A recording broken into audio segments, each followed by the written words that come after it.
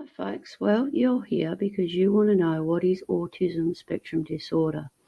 Now there are billions of explanations out there, but this one is mine based on 30 years of clinical experience. It's a bit of an approach that I find helpful when I'm working with families. The thing about autism is that when you've met one autistic person, you've actually only met one autistic person. There isn't a diagnostic flavour that goes across all autistic people, and it's not straight out of the textbook. Each expression of autism is very, very different. Behaviours are the telling indicators of autism. For example, a poor social skills might mean the kid is continually being silly as a circus in the classroom and at home because I don't know what else to do.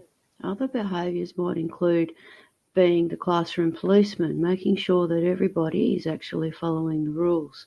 So those are commonly sets of behaviour that you might see in autistic kids. Other behaviours might include kids being really, really busy or having really intense special interests that they're obsessed by. Some kids will have repetitive movements. Other kids will have lots of problems making decisions and not being able to function when decision making is required. So it just depends on how the autistic child presents. There are many behavioural indicators of autism, but really autism sits within the brain and how it's wired together. Our autism brains are just wired differently, and those differences come out in behaviours. It's not much trickier than that, actually. It's just a different way. There are several areas of the brain that can be wired differently. No autistic person is wired the same, but the behavioural expression of the wiring can be clustered into groups. These are called symptoms. Not every autistic person has the same symptoms, or the same behaviours, or the same wiring. Up here in this slide, these are just some of the clusters that come together to help us understand autism.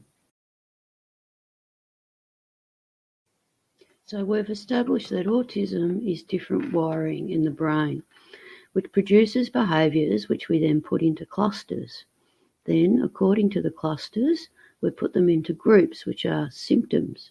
Then, according to just how many symptoms there are and how severe they are, is how we then diagnose or make up our mind about whether this person really has autism. Thanks for listening. I hope this has been helpful.